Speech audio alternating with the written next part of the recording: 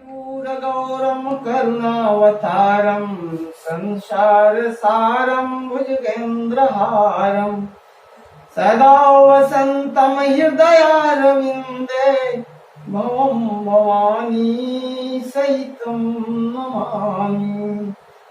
त्र्यंबकं त्र्यंबकं यजामहे सुगन्धि पुष्टिवर्धनं वन्दनामृतोर्मुच्यमामृतात् मनोजं मारुततुल्यवेगं जितेन्द्रियं बुद्धिमतां वरिष्ठं वातात्मजं वानरयूथमुख्यं श्रीरामदूतं शरणं प्रपद्ये।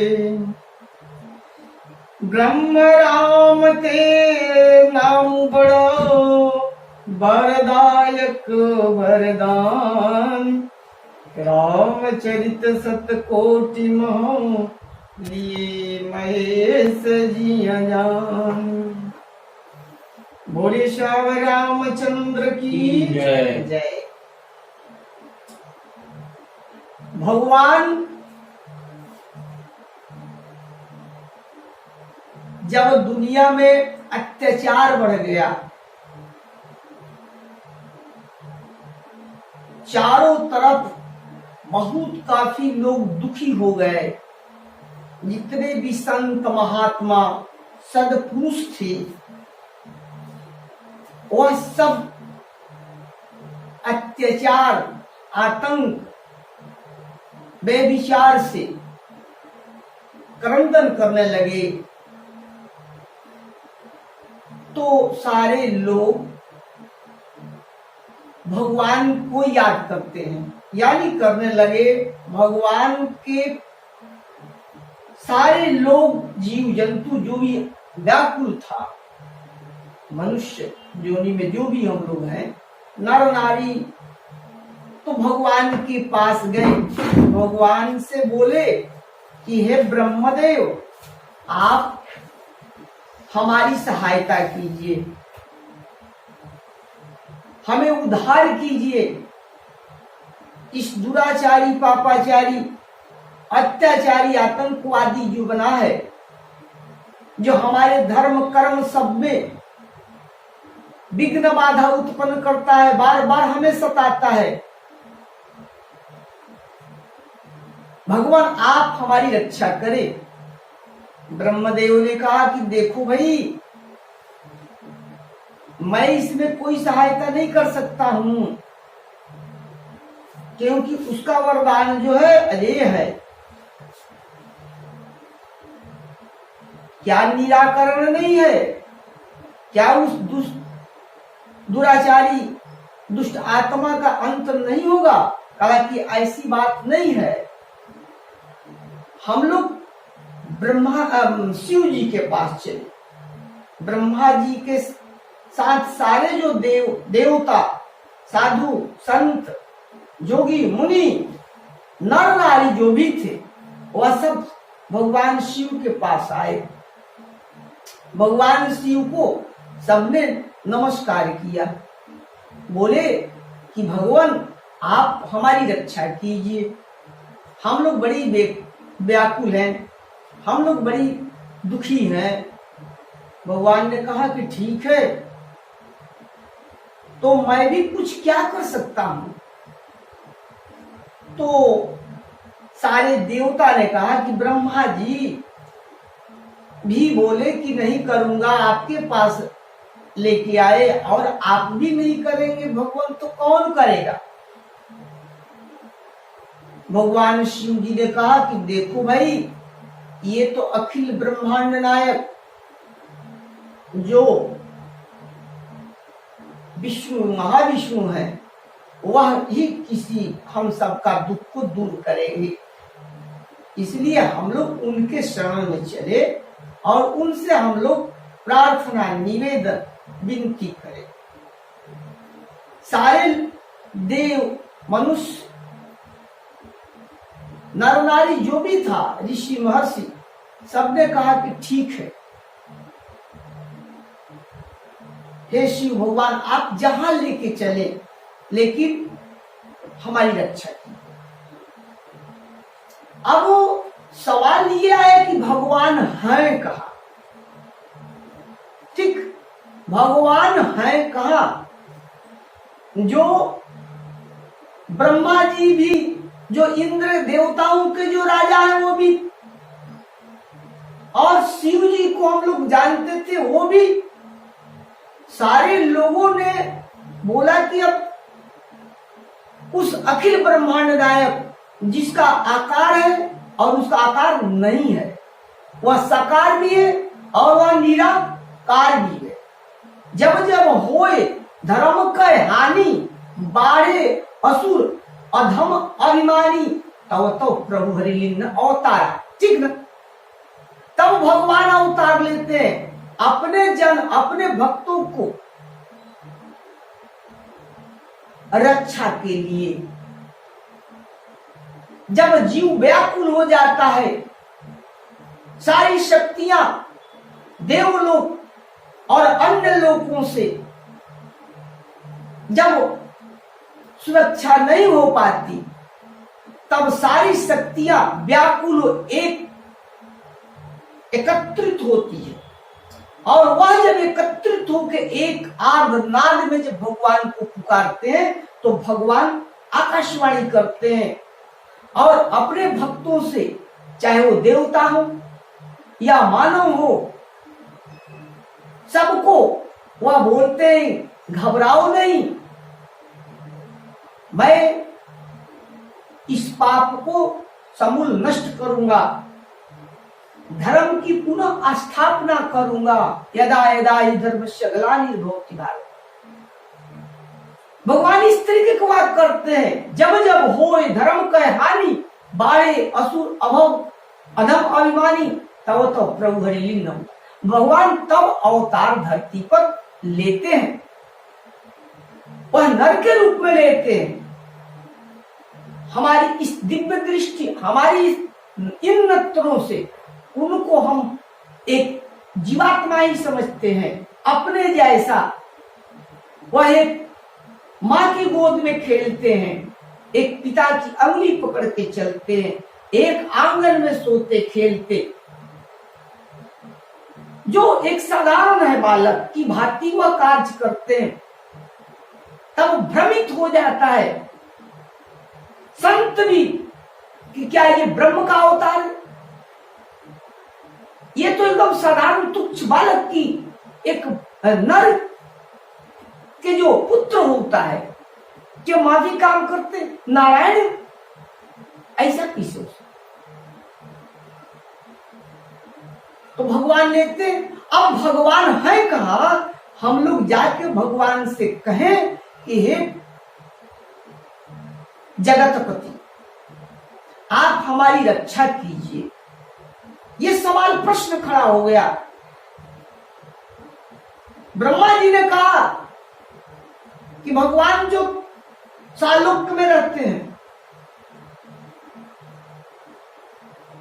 कोई देवता ने कहा कि वह क्षीर सागर में रहते हैं, किसी ने कहा वह वैकुंठ में रहते हैं, किसी ने कहा वह मुक्ति लोक में रहते हैं। यानी जितनी मुंह सारे लोगों ने भगवान का स्थान बताया, आप कंफ्यूज। अब हम कहा जाए? यहां जान पर आ पड़ी है, अब हम यत्र तत्र कहां खोजें?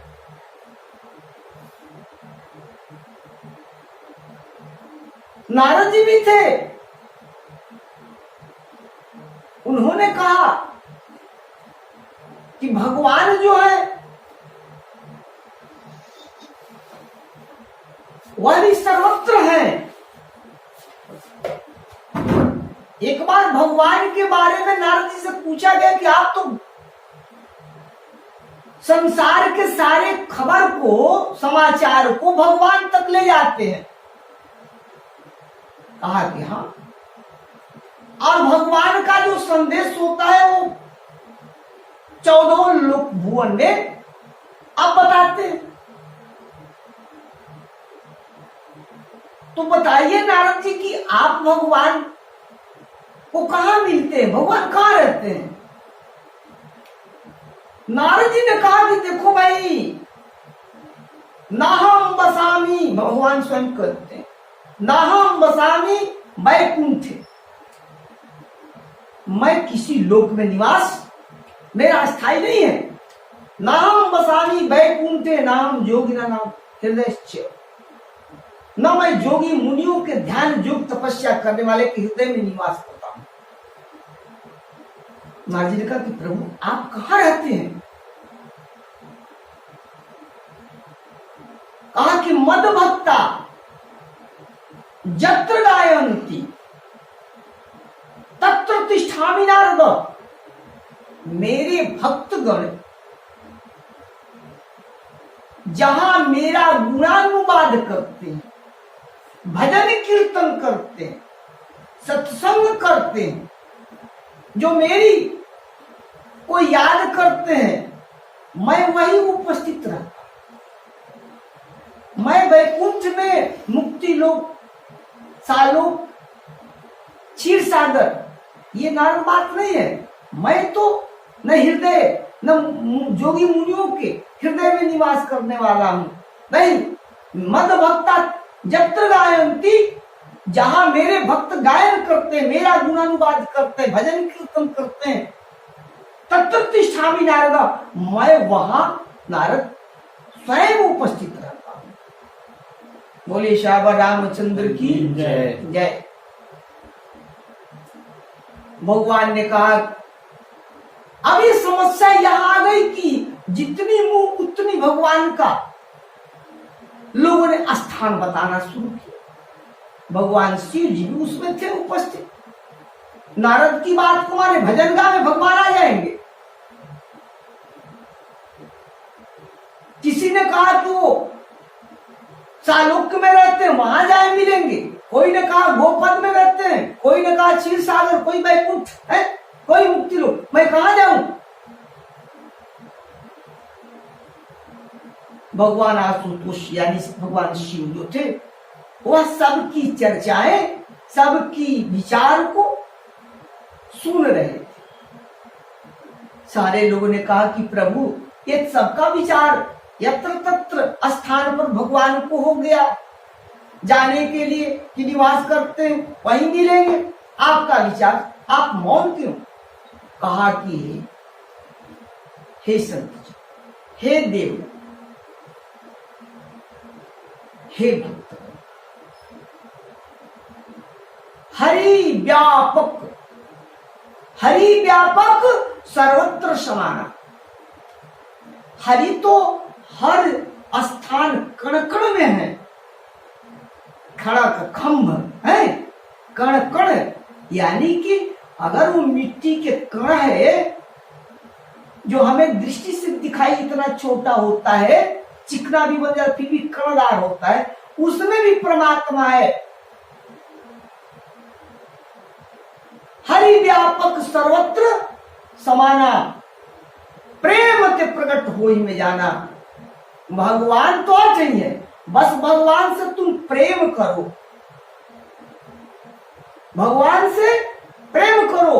और जब भगवान से तुम प्रेम करे हुए तो भगवान सारे नियम को तोड़ के तेरे को दर्शन दे देंगे, वही उपस्थित हो जाएंगे, वही तुम्हारा काम हो।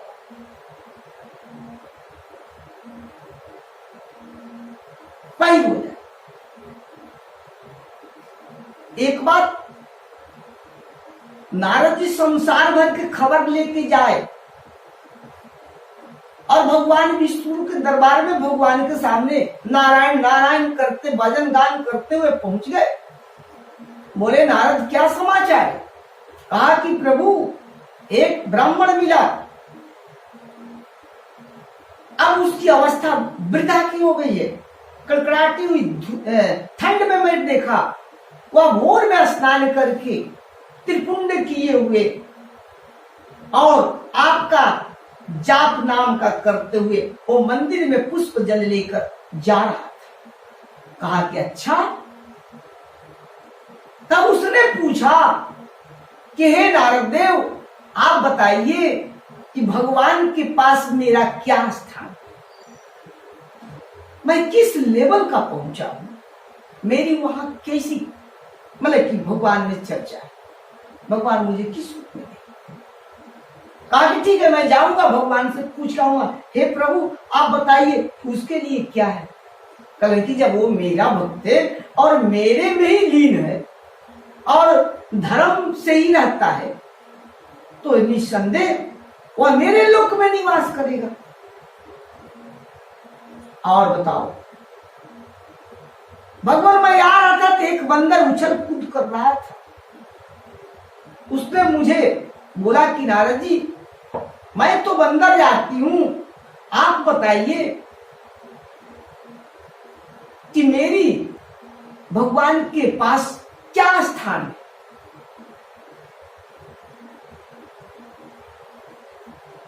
भगवान ने बोला कि देखो नारद जी,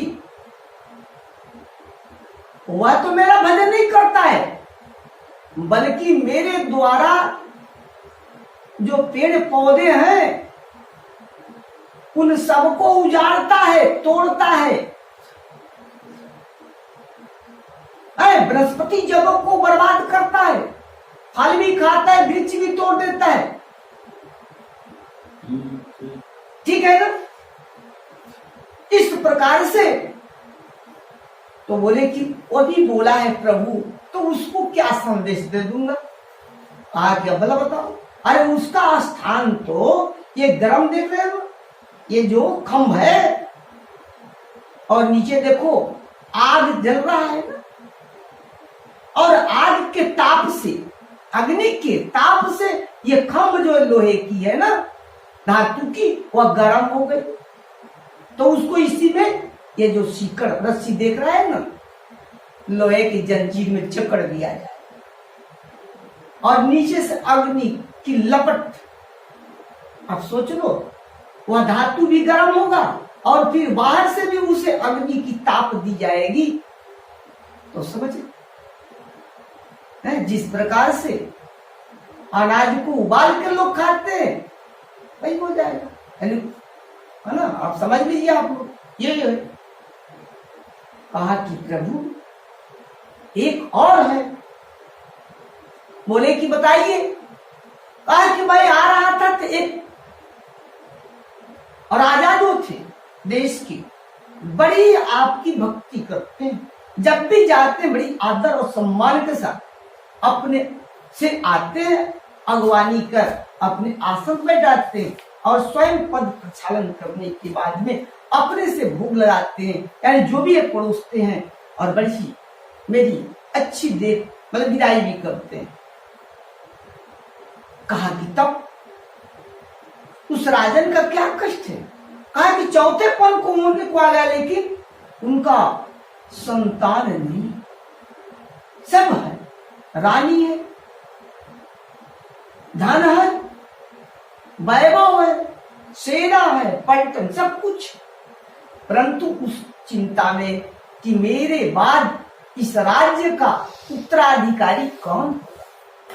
तो प्रभु इसका भी उत्तर आप बता दीजिए ताकि मैं जाऊं तो वहां दे दूं। कहा कि नारद उसको तो विधाता ने कर्म में संतान सुख है ही नहीं लिखे, नहीं लिखा, यानी उसे संतान प्राप्ति का योग नहीं बनता।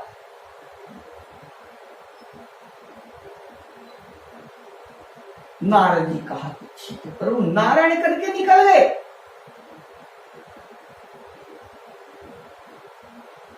नारद जी ने पुनः लोक में आए,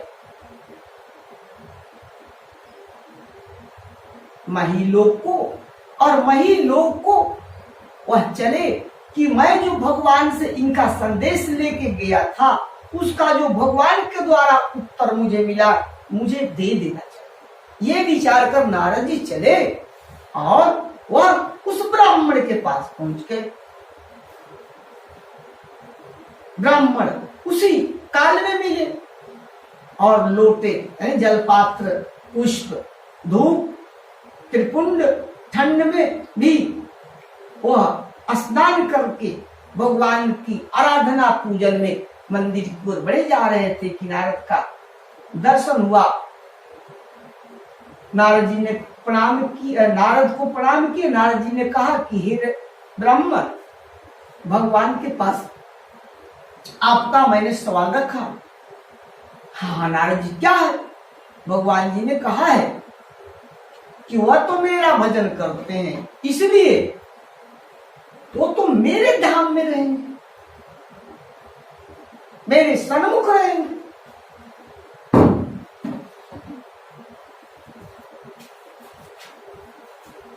ब्राह्मण ने कहा ऐसा तो होगा ही, इसलिए तो मैं इतना पूजा पाठ कर, ये तो मुझे विश्वास था कि यही होगा। फिर उस बंदर के पास पहुंच गए। नारद भगवान जी, आपका मेरे लिए क्या भगवान का संदेशा लाए? कहा कि संदेशा यही है कि तुमने तो भगवान की भजन नहीं किया। कहा कि नहीं किया, मैं तो नीच जाति बंदर हूं। प्रातः काल जो मेरा मुख दर्शन करता है, नाम लेता है, उसका अमंगल हो जाता है। कहा कि ये भी है। अब तुम प्रकृति के सौंदर्य को पेट भरने में तोड़ ताड़ करते हो ना, पेड़ रूप को तोड़ देते हो, ये तुम पर एक दोष है। कहा कि हाँ, ये तो मेरा स्वभाव है, सौभाग्य, ये मेरा जो कार्य है वो मैं किया सौ। कहा कि तब मेरा भगवान के पास, कारण कि तेरा भी स्थान है, लेकिन धातु का जो खंभ है ना, उसमें जंजीर लोहे की है, नीचे अग्नि प्रज्वलित होती है, जिसके ताप से वो गर्म हो जाता है, उसमें तुम्हारा जकड़ दिया जाएगा लोहे की जंजीर से, और नीचे अग्नि के ताप दिया जाएगा। वो बंदर ने कहा, अहो भाग्य, अरे मैंने तो कुछ नहीं किया, भगवान के पास इतना तो मेरे लिए स्थान है, धन है, धन है भगवान। नारद जी बारंबार मेरा प्रणाम स्वीकार किए, कम से कम मेरा तो स्थान है। हम तो सोचे भगवान के पास मेरा स्थान ही नहीं होगा। चलिए, मिला ना। नारद जी आगे राजा के पास, राजन ने उसी उदार भाव से मन चित लाए कि नारद जी की वंदना सेवा सत्कार किए। बोले कि हे नारद जी, मेरे लिए क्या भगवान ने, आप क्या संदेशा लाए मेरे लिए भगवान, क्या बात कहे? कहा हाँ राजन, मैं गया और मैंने भगवान से रखा आपकी बात, लेकिन भगवान ने कहा है कि तेरे को संतान नहीं दे रहा, इसलिए तुम पुत्र सुख से वंचित हो। राजन बड़ी दुखी हुई। समय बीत गया, बीतते गया, बीतते गया। ब्राह्मण मरे, बंदर मरे,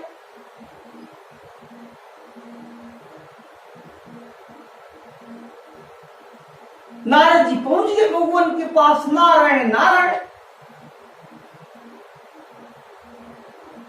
देखा कि मैं गति देखूं, भगवान ने कहा था, लेकिन ये क्या, बंदर जो था वो भगवान के सानिध्य में सन्मुख रहता है, और ये ब्राह्मण जो है उस अग्नि के ताप से जो गर्म हुआ सलाखा होता है, यानी खंभ, और उस जंजीर से जकड़ा हुआ अग्नि में तप रहा। नारद जी को बड़ा विस्मय हुआ, ये क्या भगवान ने कैसे कर दिया? भगवान नारायण के पास पहुंचे, कहा कि प्रभु ये क्या, आपने कहा उसके विपरीत हुआ। कहा कि नारद, ये मेरा भक्त था, लेकिन अपने कार्य करते करते इसको घमंड हो गया था कि मैं भगवान का ठंड में भी स्नान करता हूं, त्रिपुंड करता हूं, और सारे लोग सोए ठंड से कुड़ते हैं, ठिठुरते हैं, उसमें भी मैं भगवान का जल पुष्प अर्पण करता हूं। तो मुझे भगवान तो स्थान देंगे ही, यही से घमंड था। तो उसलिए इसको घमंड के कारण ये दोष हो गया, तब इसको ये मिला। बंदर को आपने क्या को दिया भगवान? कहा कि इसलिए कि जब आपने कहा कि तेरा स्थान गर्म लोहे में खम्भ में मिलेगा, तो वो प्रसन्न हुआ कि मेरा इतना, उसकी प्रसन्नता जीव को देखकर, क्योंकि सब मम प्रिय सब मम उपजाए। अरे ये धरती पर तुम जो भी जीव हो, जिस भी रूप में आपका जन्म हुआ है, लेकिन सब तो मेरा है। ममैवांशो जीव लोके, भगवान भागवत जी में बोलते हैं।